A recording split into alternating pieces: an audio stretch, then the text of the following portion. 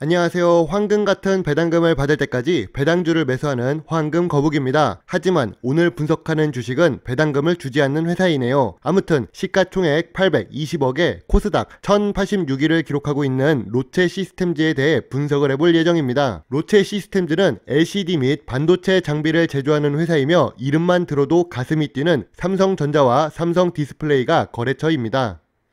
황금 거북이 오픈 채팅방에 계시는 짱구님이 로체 시스템즈 주식에 대해 분석을 요청하셨습니다. 특히 짱구님 같은 경우 직접 회사에 대한 전망을 파악하시면서 분석을 요청하시는 모습을 보니 훌륭한 주식 꼬부기님입니다. 아무튼 로체 시스템즈는 단기 순이익은 노란색, 배당 지급은 파란색, 그리고 재무 상태와 미래 성장성에서는 빨간색을 보이고 있습니다. 황금 거북이 네이버 TV 채널도 300명이 다가가는 중입니다. 시청을 해주시는 분들 중에서도 구독만 눌러주시면 더 좋은 분석 영상을 만드는데 많은 도움이 될 수 있습니다. 그럼 어서 분석을 시작해 보겠습니다.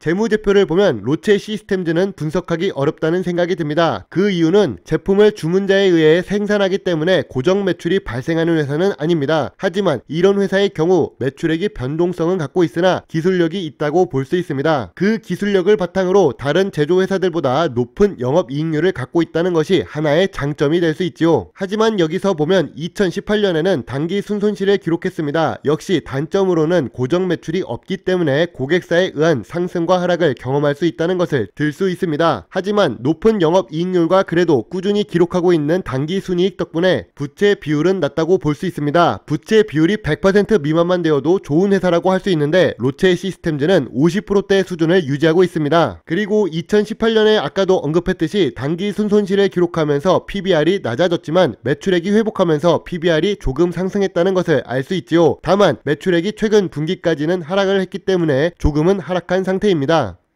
주요 주주가 46% 보유하고 있고 유통 주식이 54%입니다. 주요 주주의 영어로 적혀 있고 아까 기업 개요에서 보면 외국인이 45% 보유한 회사입니다. 그 말은 이 회사의 주요 주주가 외국계라는 뜻이겠지요. 그럼 로체는 어떤 나라에서 왔을까요? 후지시로 요시유키 사키야 후미오, 딱 들어도 우리나라의 옆나라 일본에서 온 것을 볼 수 있습니다. 로체 시스템즈의 모회사는 수익이 괜찮을까요? 역시 기술력이 있는 회사이기 때문에 단기 순이익이 2020년에만 441억을 기록하는 중입니다. 훌륭하네요. 안전한 모회사를 갖고 있으면 자회사의 재무 상황에도 좋은 영향을 미칠 것이라 예상할 수 있습니다.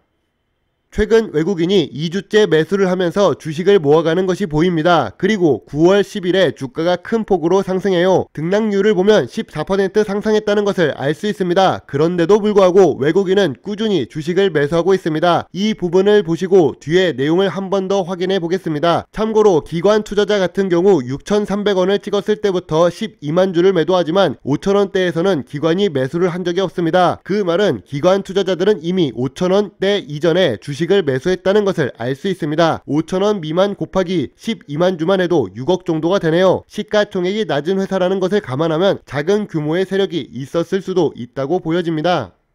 아무튼 로체 시스템즈는 모듈과 반도체 장비의 매출 비중이 높습니다. 미래 성장성이 높은 분야이며 기술력이 요구되는 사업입니다. 특히 삼성전자와 삼성디스플레이의 제품을 납품하기 때문에 최첨단 기술을 보유했다고 할 수 있겠네요.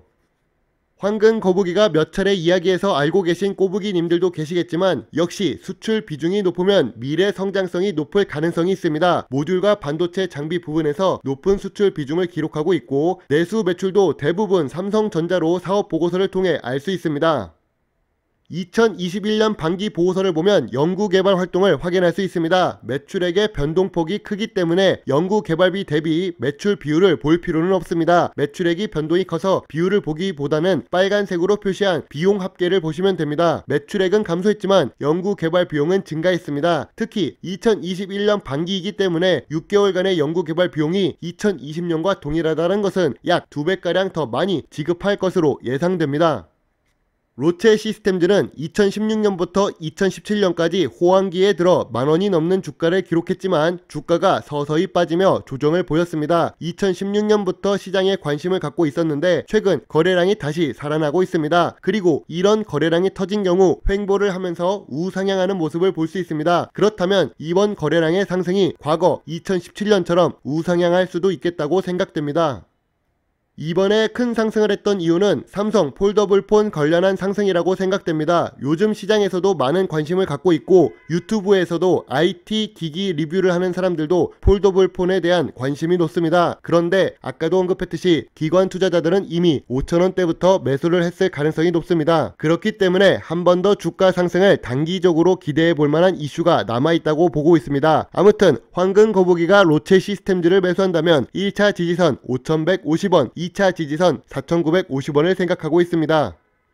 로체 시스템즈의 투자 포인트를 분석해 보겠습니다. 낮은 부채 비율을 갖고 있어서 좋은 재무 안정성을 갖고 있고 일본 계열사의 자회사이기 때문에 기술력을 갖고 있다고 생각됩니다. 최근 뉴스에 의해서도 삼성전자 폴더블폰에 대한 관심 정도로 상승한 것이 아니라 장기적으로 OLED 모듈 공정용 밴딩 장비 공급을 부탁해서 추가 증설을 요청했다는 이슈로 인해 앞으로 추가 매출액 상승을 기대해 볼 수 있습니다. 이러한 미래 성장성 상승에는 역시 연구개발 활동에 따른 상승이 된 것이라고 생각됩니다.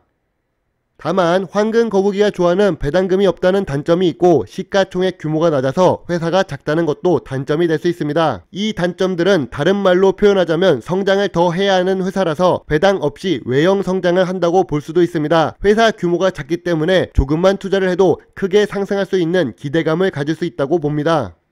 낮은 부채 비율과 미래 성장성, 높은 기술력, 해외 매출액을 보며 아쉬운 부분이 더 적기 때문에 황금 거북이는 소액 투자 의견을 제시합니다. 하지만 매출액이 변동성이 높은 회사고 기관 매수 단가가 5,000원 미만이라는 것을 알기 때문에 큰 금액을 투자하기보다는 소액 투자 의견을 제시합니다. 새싹에 물을 주는 마음으로 투자를 하는 것이 좋다고 봅니다. 물론 투자의 책임은 매수, 매도 단추를 누른 본인에게 있음을 잊지 말아주세요. 황금 거북이 채널에 멤버십을 가입할 수 있습니다. 황금 거북이가 더 좋은 영상을 만들 수 있도록 한 달에 한 번 한 잔의 음료수를 마실 수 있도록 후원해 주시면 더 좋은 배당주 정보를 찾는데 많은 도움이 될 수 있습니다. 물론 강요는 아닌 거 알고 계시지요? 오늘도 끝까지 시청해 주셔서 감사합니다. 황금 거북이입니다.